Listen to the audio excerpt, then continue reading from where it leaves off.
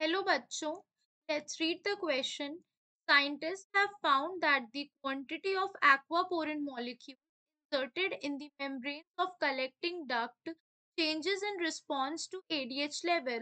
Draw a linear graph proposing a relationship between ADH level and its effect on the quantity of aquaporin. Additionally, explain how the relationship between ADH and aquaporin corresponds to situations of dehydration and hydration. So in this question, our key concept is, यहाँ पर हमारा की concept क्या है? Homeostatic regulation of kidney. Homeostatic regulation of kidney. यहाँ पर हमसे क्या कह रहा है? What is homeostatic regulation of the kidney? Basically, a combination of nervous and hormonal control manages osmoregularity function of kidney.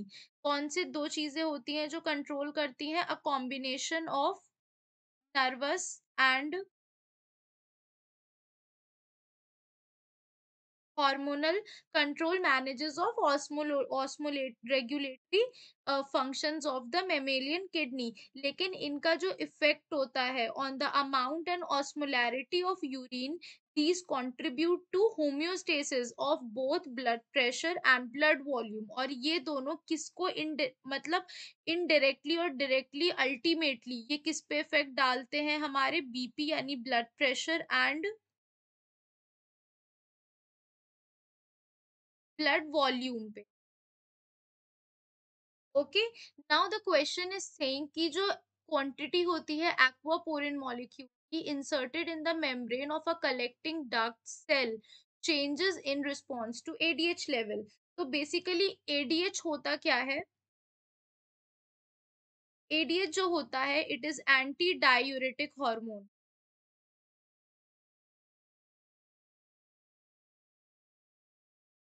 Anti diuretic hormone और vasopressin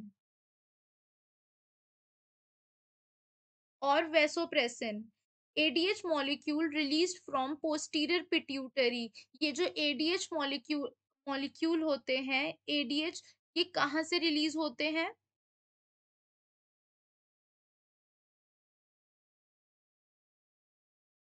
posterior pituitary से release होते हैं। ओके, जो इनके यहाँ पर क्या होता है? बेसिकली इनकी मेम्ब्रेन जो होती हैं वो बाइंड कर जाती हैं, एक्टिवेट करती हैं मेम्ब्रेन रिसेप्टर्स को on the surface of collecting duct cells. जो कलेक्टिंग डक्ट की सेल्स होती हैं, कलेक्टिंग डक्ट की जो सेल्स होती हैं, वहां पर ये क्या करते हैं? वहां पर ये बाइंड हो जाते हैं और बाइंड होकर क्या करते हैं? ये एक्टिवेटेड रिसेप्टर्स जो होते हैं ये डायरेक्टली इंसर्शन करते हैं एक्वापोरिन प्रोटीन्स का। बाइंड होते हैं एंड देन क्या करते हैं? इंसर्शन करते हैं aquaporin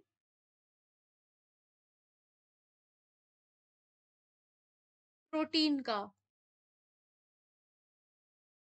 into the membrane lining the collecting duct, यानी कलेक्टिंग डक्ट की मेम्ब्रेन पर ये इंसर्ट करते हैं। More aquaporin channels result in more water recapture. जितना ज्यादा क्या होगा? एक्वापोरिन के चैनल्स होंगे, एक्वापोरिन चैनल्स जितने ज्यादा होंगे, ओके, उतना ही ज्यादा क्या होगा? वाटर का रिकैप्चर होगा। More the water recapture. Water के रिकैप्चर का मतलब वाटर का रीएब्जॉर्प्शन उतना ज्यादा होगा, और जितना ज्यादा वाटर का रीएब्जॉर्प्शन होगा उतना ही यूरिन का वॉल्यूम रिड्यूस होगा। यूरिन वॉल्यूम रिड्यूसेस, नहीं क्या होगा? यूरिन का वॉल्यूम रिड्यूस होगा, और रिड्यूस होने के साथ अगर हम इसका एक पूरा सर्किट देखें, तो हमने ये चीज़ देखी है कि जितना ज़्यादा एक्वापोरिन का चैनल होगा, उतना ज़्यादा वाटर रिकैप्चर होगा और उतना ही कम वॉल्यूम रहेगा यूरिन का, यानी यूरिन कैसा हो जाता है, कंसंट्रेटेड, यानी high level of urine production, इसे हम कहते हैं डाययूरेसिस। तो बेसिकली एडीएच के निकलने से क्या हो रहा है कि वो एक्टिवेट कर रहे हैं कलेक्टिंग डक्ट की सेल्स को, वहां पे वो बाइंड होते हैं, इंसर्शन करते हैं एक्वापोरिन प्रोटीन्स का। फिर वो एक्वापोरिन प्रोटीन्स वाटर का रिकैप्चर करके यूरिन के वॉल्यूम को डिक्रीज करते हैं। और कंसंट्रेट करने का मतलब है ये बॉडी में क्या प्रोवाइड कर रहे हैं, हाइड्रेशन प्रोवाइड कर रहे हैं। तो जब हमारा एडीएच का लेवल डिक्रीज हो जाएगा, अगर एडीएच का लेवल डिक्रीज हो जाता है, तो उस कंडीशन में क्या होगा, एक्वापोरिन चैनल्स जो होते हैं ये भी डिक्रीज हो जाएंगे। और अगर ये डिक्रीज हो जाएंगे, तो वाटर का रिकैप्चर जो होगा कम हो जाएगा।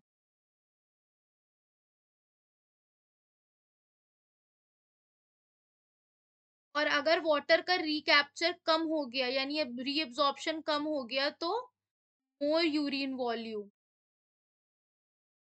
यूरिन का वॉल्यूम कैसा हो गया, यूरिन का वॉल्यूम बढ़ जाएगा। और यूरिन का वॉल्यूम बढ़ गया तो उससे क्या हो जाएगा, डिहाइड्रेशन हो जाएगा।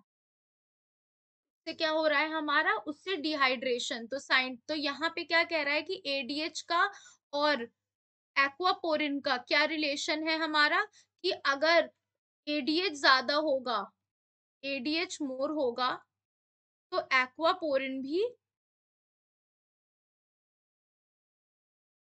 मोर होते चले जाएंगे, यानी कि अगर वो बढ़ेगा तो ये भी बढ़ता चला जाएगा। ठीक है।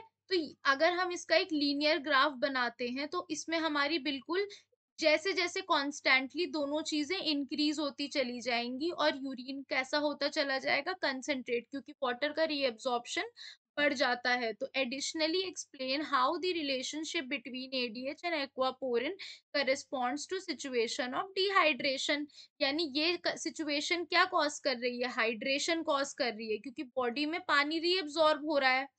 लेकिन अगर एडीएच कम है, तो एक्वापोरिन भी कम है।